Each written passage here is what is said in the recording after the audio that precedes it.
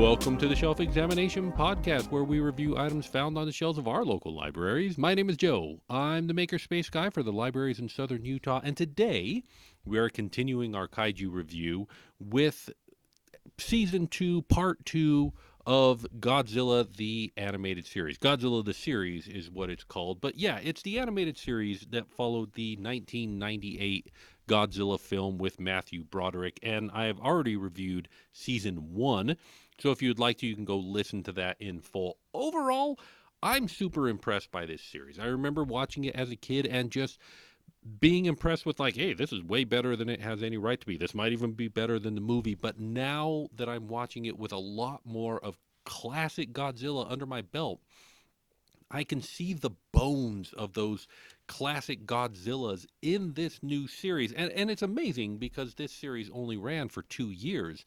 So it had time, because it's a series, to do a lot more in a shorter period of time. But it also was viewed through the lens, an American lens. It wasn't Japanese Godzilla. It was as if somebody in America read the synopsis for all the Godzilla movies but didn't know what it looked like. And so that's what you end up with in this series, is completely different visuals and yet the same bones. And so if you enjoy Godzilla, I enjoyed this series. I recommend checking it out, and I am reviewing every single episode in it. Now, when we left off in Season 1, they had established new Godzilla. We had established a team of characters with dynamics between them so that we could have, opportunities for drama and relationships that built. Godzilla has found a nice little lair that it gets to hide out on whenever it's not on fighting another monster. We've had lots of other monsters, and we had aliens show up. And these aliens took all of the monsters and controlled them and put them all in one place, and then we beat the aliens, and so we ended up with Monster Island. Now, at this point, the original Godzilla series, the original series of movies, kind of ended because the drama ends at that point. Once the monsters have all been tamed, once they've been put in a place where they're not going to be destroying people or cities in a regular basis, what drama is there? What stories are left to tell? And so now that the series has gotten there in just one season, what stories are they going to tell in this Season 2? Well, there's still a couple of good stories that we can tell, and it starts off Season 2, Episode 1. Let's jump right into it with Future Shock. Now, this is mostly B story, mostly a human story. It opens with a monster fight. They've got Godzilla fighting this monster, and it really is kind of incidental because quickly the members of the team Heat, save one of them, Craven is left behind, but the Heat team gets into this time fog, and this fog sends them back into time, or not back in time, it sends them forward in time. And in the future, they find out that Godzilla is dead. All the monsters on Monster Island are dead. There is this new threat that was actually a genetically engineered kaiju that was designed to kind of test humanity. This mad scientist was convinced that humanity needed an opportunity to fight something, and so he created an unbeatable kaiju. And in this future, yeah, it's pretty much wiped out humanity, wiped out civilization. Things are on the ropes. We meet Craven again. He's now in the future. He admits that he likes Elsie and that he has missed her, but here she is. We also meet General Hammond. What's the name of the general? And he's got a robotic arm, so that sucks, but is also very cool.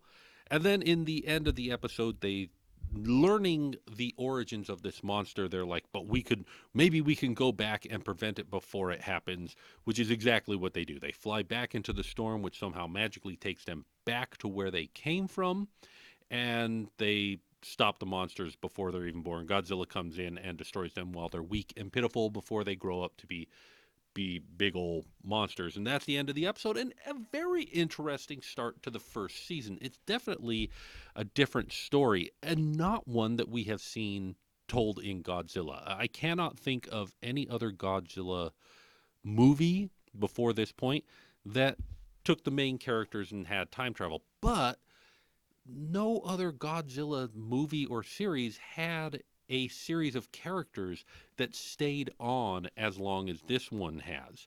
These characters have been with us from the beginning, and so it really creates a different dynamic. And so, yeah, as far as extending the idea goes, good start for season 2.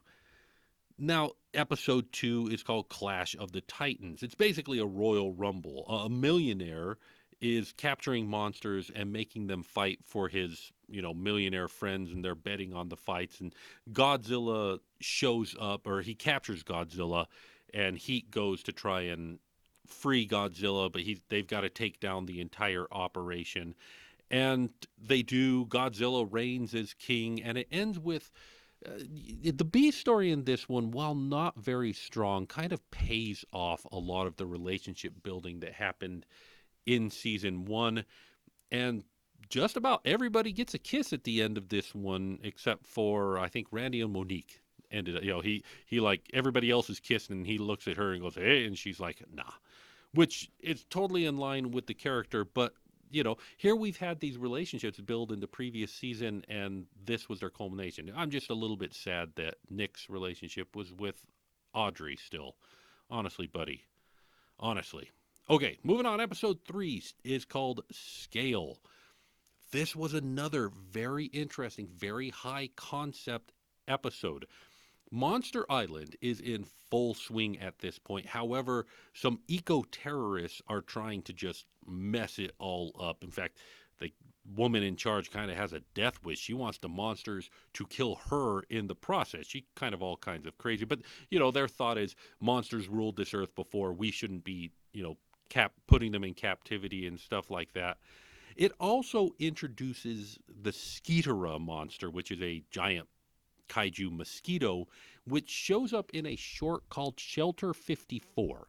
Which, if you have not seen Shelter 54, it's honestly very good, especially for a fan-made monster short. It combines Godzilla, this is Zilla. It combines MonsterVerse Godzilla. It combines Shin Godzilla, and it introduces a monster that Belante, which we haven't seen in a long time. It is a little bit body horror, but it's very cool. I recommend checking it out. However, going back to our episode Scale, this episode is just tons of great monster fight, tons of great storytelling. It's all told as a sort of documentary by Audrey. And in the end, Audrey realizes that she can't tell the story of this organization, or she'd be giving them what they wanted. They wanted publicity. They wanted people to know about them. This would essentially be recruiting for them. And so she makes this entire story, this entire news story, and she's like, darn it, I cannot share this with the world. So I guess Audrey is finally starting to do the right thing. And this kind of becomes a theme throughout this entire season. Whenever Audrey shows up, she can't tell the story. So let's move on. Episode 4. Episode 4 is called Protector. It's Godzilla versus an ancient Egyptian robot. In the end, the robot is re-rusted solid. The B story has Craven finding an amulet that cures all of his ailments and allergies and stuff like that, and somehow makes him more heroic. And in the end, he loses it, and Randy tries to put it on, and it makes him worse. And so it ends with Randy running after him, going, no, take your amulet back. So there we go. Silly little Monster of the Week episode. Episode 4 is another Monster of the Week, or episode 5 is called Freak Show. And this one's a little bit interesting. It's Zilla versus a shape-shifting mutant sea anemone called Medusa.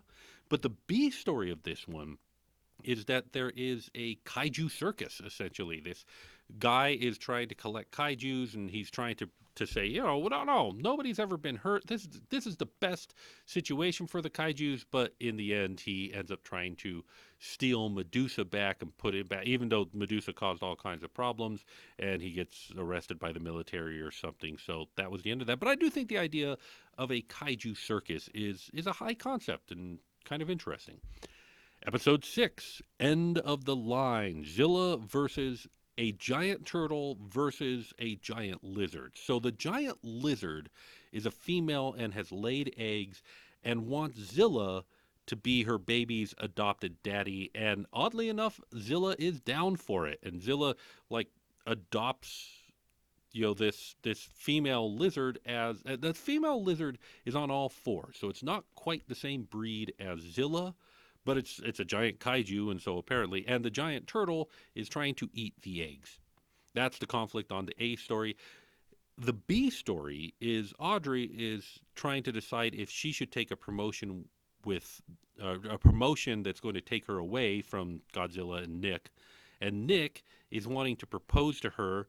They get thrown overboard in the Arctic where all of this is taking place, and they have to, survive in the cold, and there's lots of cuddling and lots of stuff like that. In the end, Audrey decides to turn down the proposal. Her thought is, I'm never going to beat, I'm never going to be able to one up Godzilla. Nick tries to propose to her, and she kind of like turns him down. And then, meanwhile, Mama Lizard and the turtle and the egg have a big fight with the turtle on the island that is in this little caldera of a volcano, so it's a little bit warm. Well, the caldera opens up, big crack in the earth falls down, or opens up, and down falls Lizard and Mama and Turtle down the we are never going to think about them again hole. But we do have a moment of Zilla now heartbroken, while Nick is also heartbroken. There's heartbreak all around at the end of this episode. There we go. Episode 7. What a long, strange trip it's been. This one opens with Zilla fighting a giant germ that infects it with kaiju germ cells. And so Nick and Monique have to enter Zilla through a wound that it has received and fly a submarine through Zilla to cure him. And it's a little bit Inner Space. If you've ever seen the movie Inner Space, yeah, it's basically that. But instead of, the hero being shrunk down and going inside of Martin Short, it is them not being shrunk down and just swimming through a really big kaiju. This, however, creates some questions of scale. Like, I don't think Zilla is that big. However, it's also interesting because apparently this was an idea that Toho had for a Godzilla movie that they never did get to make. And how did Godzilla the series find out about this idea? I know that Toho was involved, but I don't know how much. Apparently enough that they said, hey, here's an idea that we never used. Go ahead and do it. And so they did it, except in this one, they're trying to save Zilla, whereas supposedly in the original story, they were trying to use this as an opportunity to kill Godzilla. But still, it's interesting to me that this movie, which was originally received so badly by people and by Toho, they were upset that so many changes had happened to Godzilla, that now they're like, hey, go ahead and use some of these old ideas that we never used. Fascinating to me. And it also, I think, follows the same arc that the fan community has had. The fan community did not like this when it first came out, but now people are kind of coming around to Zilla. It's not Godzilla, but it's kind of Godzilla-like, and I don't know. So overall, an interesting episode. The germ is disinfected and never comes back, and that's the end of it. Episode 8 is called Wedding Bells Blue. The A story is Zilla versus a manta that can fly and freeze things. And the B story is Erica not wanting to go to her sister's wedding because, she's like, I've done all these great things, but my sister puts on a dress and all of a sudden the day's all about her. Like, let her have her day, But in the end, the monster ends up attacking right near the wedding. Erica gets to show her skills as a monster fighter, and her parents give her a big thumbs up. And the manta gets the manta ray, the freeze manta gets whirlpooled to death. Like, that's all that happens. Like, Zilla swims around the monster, creates a giant whirlpool, and that's the end of it. Oh, I'm sorry. I've been calling in my notes. I was like, that's not her name. No, her name is Elsie. So search and replace Elsie for all of what I said previously in this episode. But yeah, Elsie's wedding, and yeah, that's the end of the monster. But good resolution for Elsie in the end, and she resolves with her sister. There is, however, one really cool scene in this episode where the ice monster and Zilla's heat breath meet, and it just creates this really big storm. Like that, I think, was the highlight of the monster fighting for me in this episode. The ending, just kind of ended. I don't know. But, ending a monster fight underwater and just kind of going, yeah, and then that was it, is very Godzilla in the end. Episode 9 is called Metamorphosis. It's Zilla versus a giant cicada. Now, in the B story of this one, Heat has been given a $5 million grant, and the windfall just creates tension. Everybody's got their own ideas of what they want to do with this money. Honestly, $5 million. Give each one $1 million and then save $1 million for the company, put it in a high yield interest account, and just spend the money that comes off of that every time. But no, everybody's like, yeah, no, I need to use it to build a basketball court or get more transistors for Nigel and stuff like that. Now, in the end, the cicada, it's a cicada, so it goes from being non-winged to being winged version, hence the metamorphosis name. But in the end, Zilla drowns. I guess it just kind of holds the cicada underwater long enough, and it can't breathe underwater, so that's it.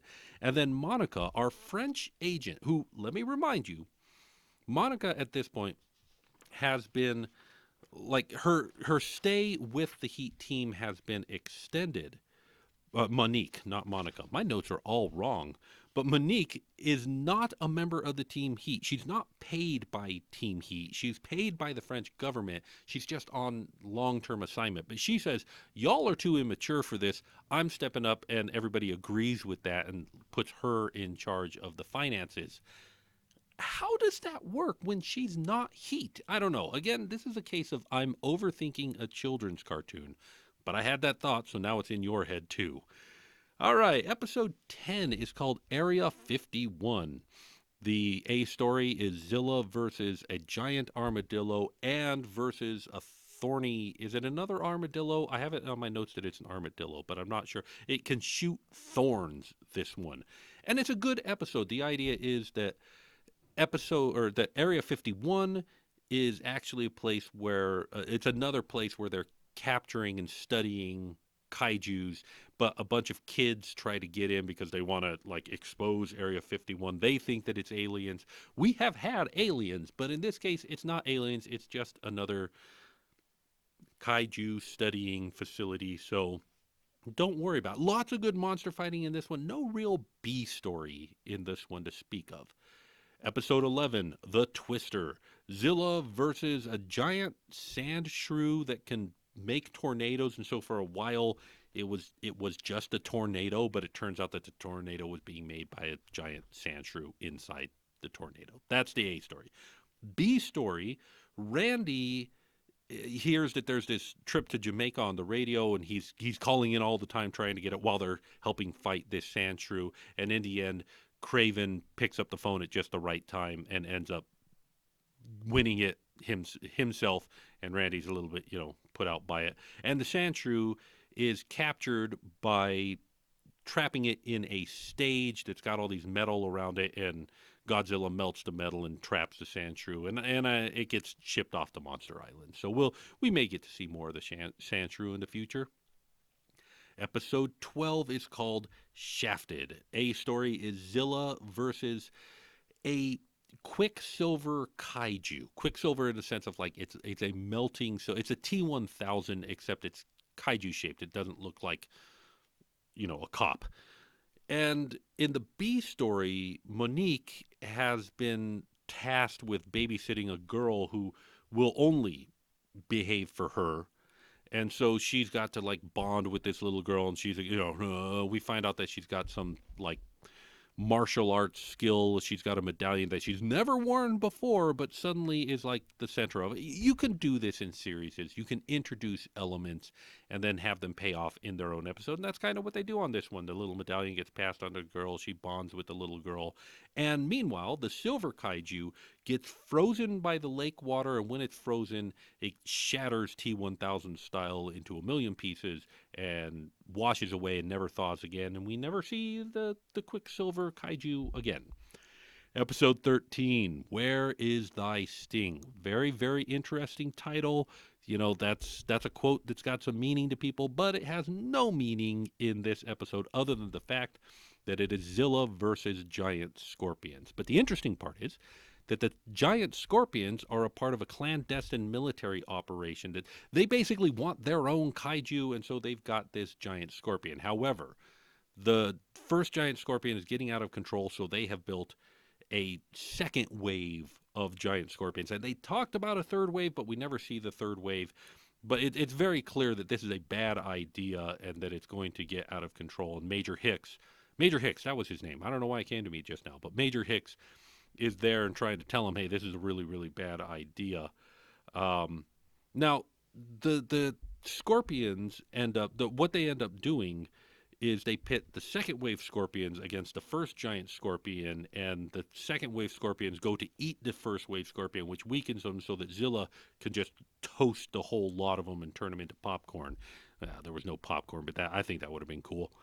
There's also a little something in this episode where Randy, he speaks Indian, go figure, but then also he gets stung by the scorpion, and it gives him like visions of the situation that turn out to be exactly accurate, which seems to me like something that if you got a dude who can give you clairvoyant information that is accurate, save some of that venom and use it in the future. But no, he never does this again. This is the one episode where that happens. So there we go. Episode 14 is called Lizard Season. Now, this is perhaps one of the most interesting episodes of this entire season. It is the A story is Zilla versus, I'm not quite sure what to. I originally called them Exo Squad, but they are much bigger than Exo Squad. If you know the show Exo Squad, this is not Exo Squad. It's much, much bigger. The basic idea is this: the tech bro that from episode 5 in the first season and showed up a couple more times, he's back. He breaks the hunters, who named Zilla in the previous season, breaks them out of prison and outfits them with these really cool mechs that he calls the lizard hunters. And he sends them to bring in Godzilla. But of course, their egos get in the way, and the tech bro ends up saying and doing stupid stuff as well. And in the end, Godzilla ends up just toasting and in some cases saving every single one of them. Meanwhile, Monique is upgrading the hunter boat, the heat boat. What did they call the heat boat? They've got a name for it, something clever. It'll come to me later. But she's using fancy tech, and Nick is not happy about this because he's like, you're outfitting our boat with tech that I didn't approve. And she said, not technically your boat, technically my boat, and so I'll do whatever I want with it. But then Tech Bro ends up taking over the boat and using it to fight Godzilla, and they end up having to destroy all of the tech that she added to it. And she goes, okay, well, I'll never do that again. There is also a really cool scene in this episode. I love it when they do clever reveals. And the clever reveal that they did in this one is at one point, one of the hunters is having to fight, was it Nick or Randy? I don't have that in my notes. I'd have to go back and find. But they're fighting in the cockpit. And while they're fighting in the cockpit, on the big screen that he sees out of, we see Zilla attack him, and his mouth just goes over the entire camera and then rips off the front of the mech, and we see Zilla from the outside. So we get that transition from the screen view to the actual view of him, and it was a great transition. I enjoy that sort of thing. I think that they went above and beyond in that particular one. Totally worth watching the entire episode is an interesting episode to watch, and it brings back a bunch of characters that we've already seen. So episode 13 or 14, definitely worth a watch. Episode 15 is called Underground Movement. And the idea behind this one was A story is Zilla versus a giant kaiju mushroom. There is a kaiju mushroom that Heat.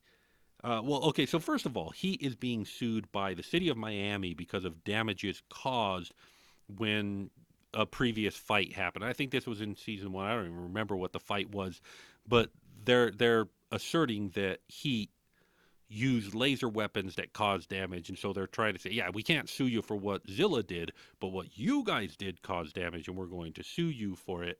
And they're in court. They're trying to, tell the judge no. They've got a lawyer who's trying to help them out with this one, but then they find out that Randy and Craven, who had been left behind, decided to go take care of this kaiju mushroom on their own, and they end up with no supplies. They end up roughing it in the wilderness, and they end up being attacked by the kaiju mushroom.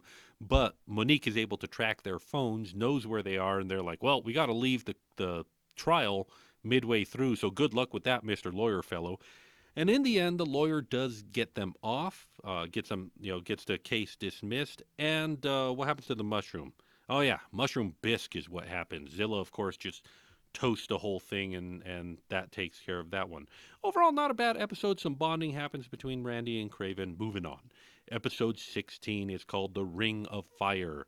A story: Zilla fighting a fire bug, a bug that can create just infinite amounts of fire. And in fact, the fire becomes the kaiju, even though the bug is somewhere in there piloting it. Now, the B story on this one, Craven sees this fire bug as being a potential, like, boon to science. Like, hey, if we could figure out how the heck it's doing what it's doing, infinite energy. Think of the possibilities with this one. And of course, Nick is like, no, that's a dumb idea. Let's not do that. Let's leave it at the bottom of the ocean where it is. Craven goes and gets it anyways, brings it to land, tries to studying it, reactivates it. We get a second round of fighting with it. And in the end, the firebug. Well, okay, so what happens is they stop the firebug, they encase it in a ball that it can't escape from and drop it back into the ocean, and then a shark taps it and it breaks and the bug escapes again. Now, will we ever see the fire bug again? We don't know, because we are on episode 17, and there's only 3 more episodes in this season left, and Zilla the animated series did not get a 3rd season. So could it have come back? Yes. Will it come back? Let's find out. Season 7, or episode 17, is called Vision. So in this one, it is Zilla versus a giant cloaking hummingbird. Somehow this hummingbird, when it's moving fast enough, the scales on it make it invisible, or at least very, very difficult to see. Now, on the B story on this one, Randy snoops on Craven's email and sees something that makes him think that Craven is dying of a virus and that he only has a little bit longer to live. And so he's spending the whole episode like being super nice to Craven. Meanwhile, Zilla gets some cool glasses that enable him to see the invisible birdies, and with those, he is able to destroy them. Meanwhile, Randy learns that he was way wrong, and it was actually a virus on a mummy or something like that, and the episode ends. Episode 18 is now episode 18 and episode 19 actually did not air the first time around. This came out on DVD and it's on streaming and stuff like that, but they're still there. They're still canon.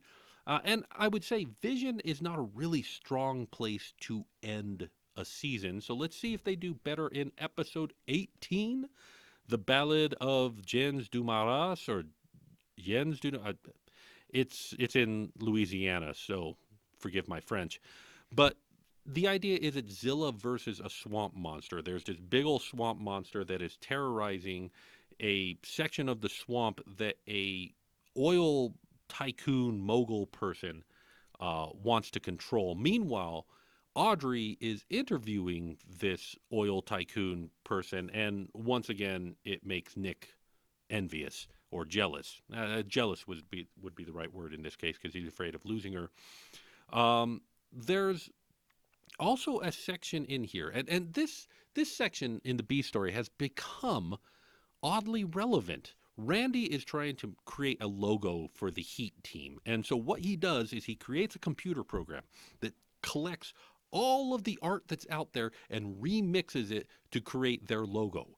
Sound familiar? Like, the writers of this show predicted generative AI and how it would work years before it ever happened. Now, of course, the output that the generative AI is creating is absolute nonsense and garbage, which, again, perfect. Absolutely perfect. Praise the writers for figuring all of that out. That was really kind of amazing.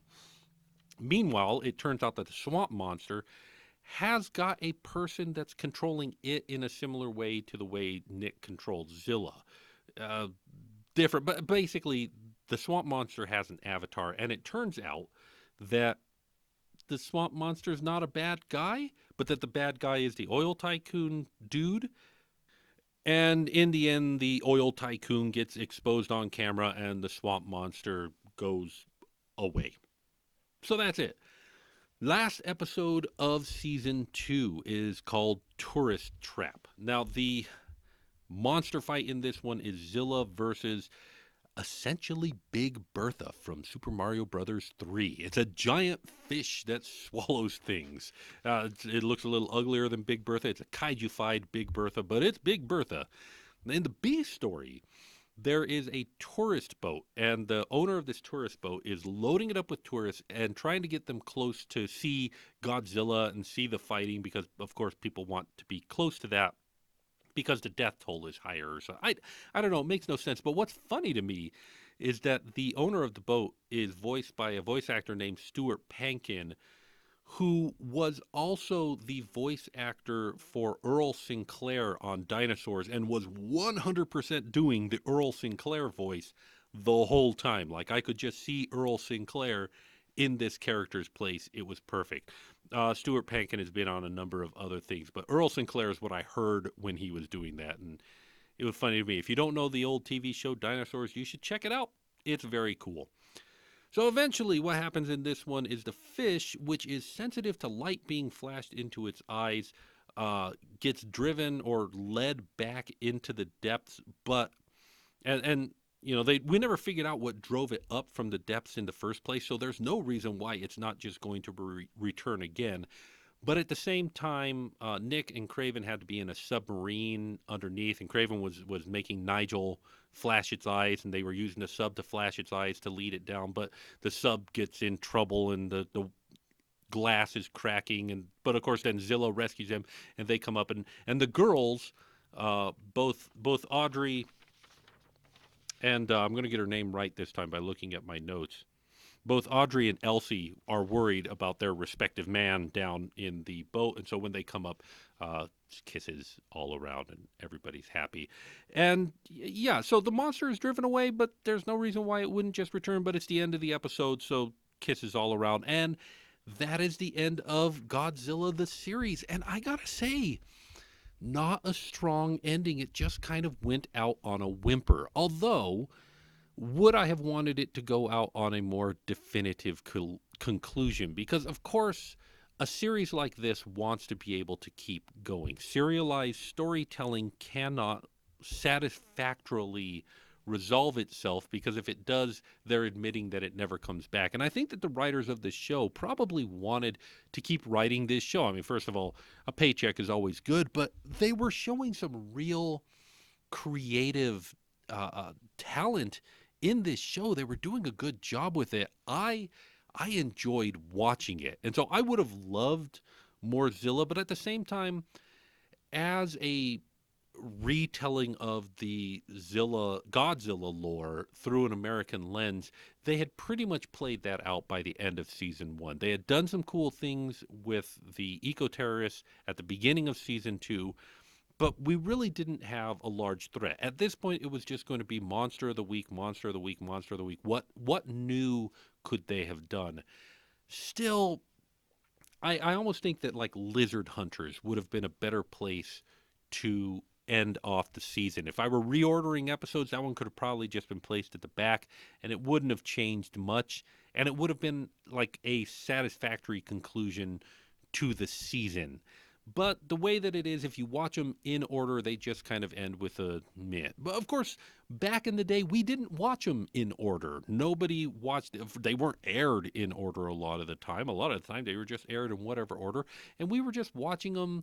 I'm trying to remember when this one aired, but I'm pretty sure it was an after-school program. You know, we were staying out of our parents' hair for an hour while they made dinner, when we should have been doing homework. But that's when it was airing. So yeah, you know, watching it the way that we are, one right after the other, the way that we can nowadays, is maybe less the way it was meant to be done. And so this lack of satisfactory ending is just me complaining about the way that I'm watching it now. It was never meant to be watched this way. So honestly, it's not bad. But overall, I still think Zilla, the animated series, is worth checking out. Not just as a fan of Godzilla, as a fan of kaijus, it's worth seeing a different take on the story and on the characters and playing with some different ideas. Um, and I think that watching it again as an adult and watching it in its entirety was, for me, kind of cool. Now that I know more about Godzilla, this was very, very satisfying. I enjoyed it.